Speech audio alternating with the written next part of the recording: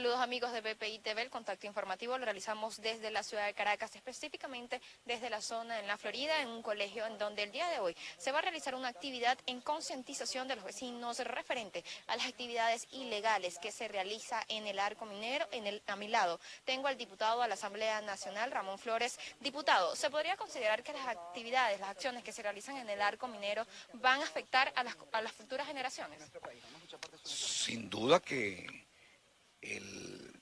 la dictadura, estos 20 años de socialismo, han pretendido sustituir el rentismo petrolero por un rentismo del oro. El arco minero del Orinoco, mal llamado AMO, porque el AMO significa sumisión en mis pies, es el arco minero del Orinoco, el decreto 2248, que por cierto la Asamblea Nacional de Venezuela, donde participó también el Parlamento Amazónico, el cual me honro en presidir, derogaron estos decretos 2248 y los otros creados tanto por Hugo Chávez como por Nicolás Maduro. Lo que ocurre en el sur del Orinoco es muy lamentable, que dentro de la Amazonía nosotros tenemos un porcentaje relativamente pequeño, pero lo queremos, lo cuidamos y lo defendemos. Son 112.000 kilómetros cuadrados que están siendo devastados, que están siendo explotados, el oro, el coltán, el diamante, las bauxitas, con la finalidad de llevarse ese oro a destinos desconocidos oficialmente para Venezuela. De allí no sale no sale un lingote para un niño que se esté muriendo de hambre, para una familia que se esté muriendo de hambre o que le falte medicina. Estos lingotes de oro son llevados por los caminos verdes a los Países Bajos, Andorra, etcétera, etcétera.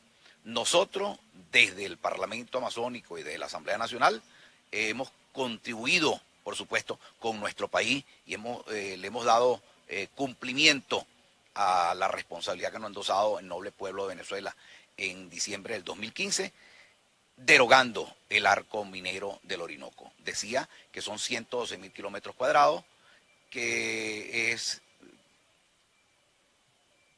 parecido al territorio de Portugal, parecido al territorio de Cuba, parecido al territorio de Costa Rica. Es un territorio inmensamente grande, lo que significa el 70% del territorio del Estado Bolívar y el 12% del territorio nacional. Diputado, ¿cómo se ven afectadas las comunidades que se encuentran alrededor de estas explotaciones?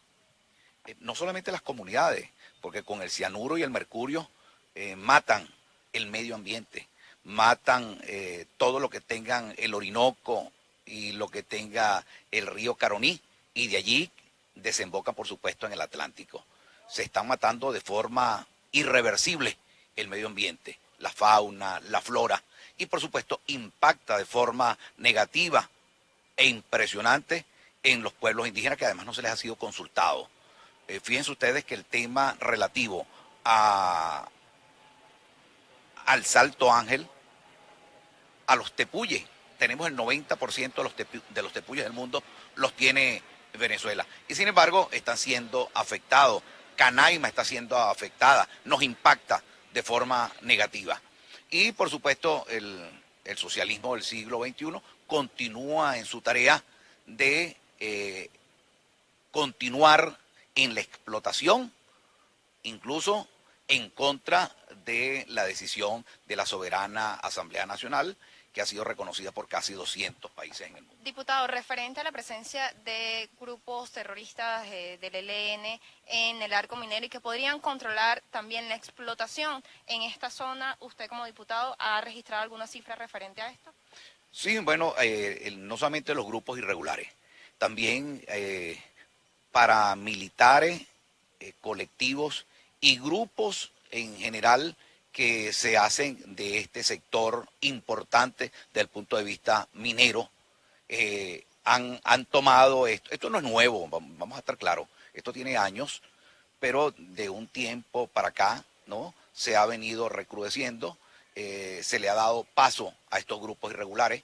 Este gobierno forajido, fallido, ha continuado permitiéndole que se queden ellos con ese dinero que le pertenece, sin lugar a dudas, el dinero del oro, del coltán, de las bauxitas, del diamante, a todos los venezolanos, continúa siendo manejado por estos sectores irregulares de este gobierno forajido.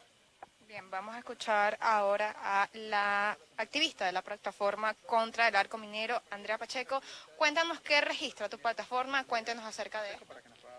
Bueno, en primer lugar, desde la plataforma contra el arco minero, que venimos registrando, documentando, denunciando y difundiendo lo que está sucediendo en esta zona al sur del Orinoco, hemos hecho pues una recopilación de la situación de los derechos humanos de este territorio y pues hemos intentado llamar la atención de lo que son los organismos internacionales, ya que en nuestro país no hemos conseguido respuesta. En el 2016, justo unos meses después del decreto, demandamos al Estado solicitando la nulidad de este decreto.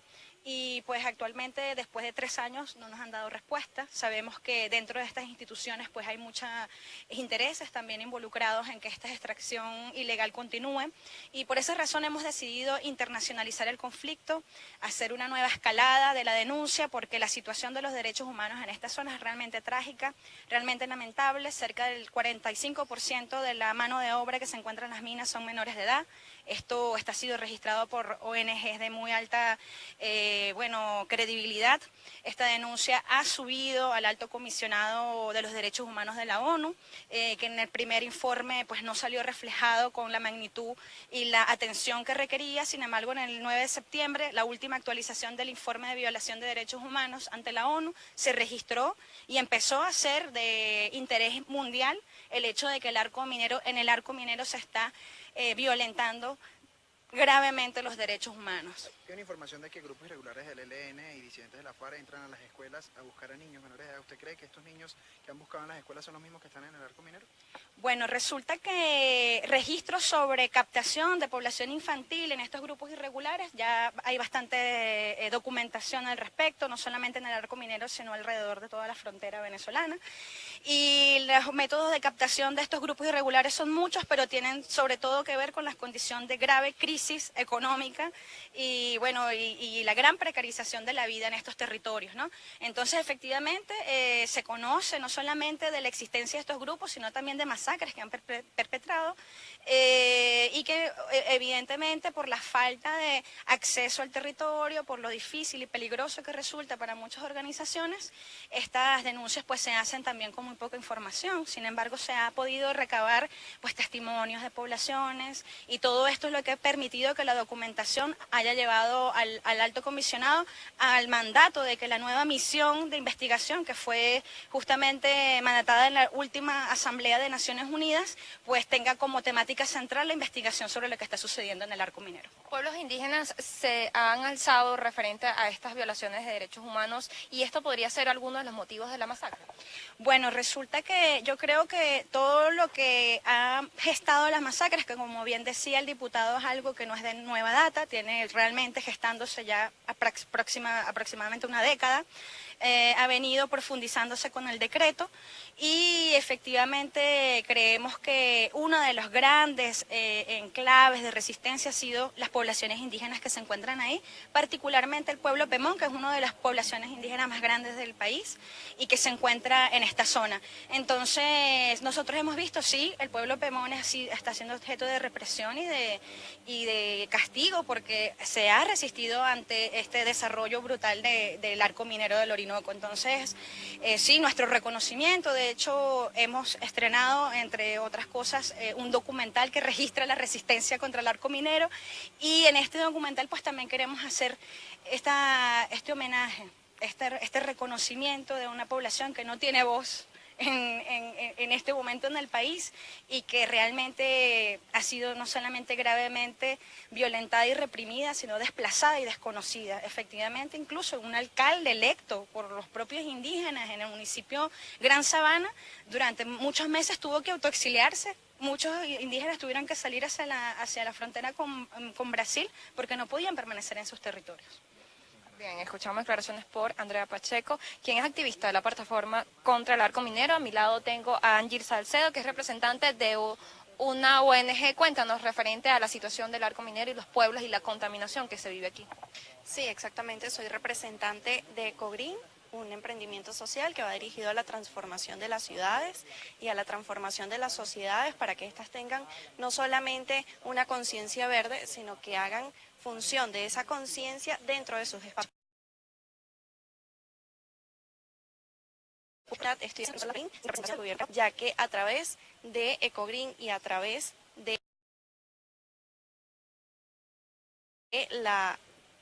lo que está pasando en el arco minero, pues vamos a hacer presencia en la próxima conferencia de las partes que tendrá lugar en Chile durante el 2 y el 13 de diciembre, que será la COP25, donde allí hablaremos sobre el tema del arco minero, las denuncias que existen, llevaremos la voz de estos pueblos que claramente no han sido escuchados de la mejor forma y también estaremos pues elevando a nuestro país en cuanto a las protestas de este tipo y en cuanto a esta alternativa verde que estamos llevando para Venezuela y Latinoamérica. En este evento que tú comentas, ¿qué casos en específico? Sabemos muy en general los casos del arco minero, contaminación, pero un caso específico que nos puedas relatar que lleven a esa instancia.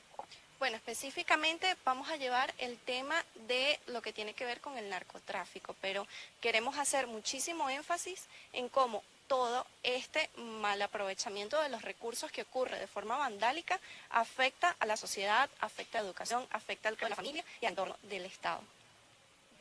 Declaraciones por parte de representantes que se suman el día de hoy a una actividad que se realiza en las inmediaciones de la Florida en concientización de la situación que afronta el arco minero del Orinoco y así como los pueblos indígenas. Uno de ellos señalaba que existe presencia de grupos irregulares de ELN en esta zona y que esto ha conllevado que más del 40% de la presencia de la mano de obra en el arco del Orinoco sea de niños, de menores de edad. Esta es parte de la información que manejamos desde la ciudad de Caracas, reportó Andrea Espinosa Martínez para BPI TV.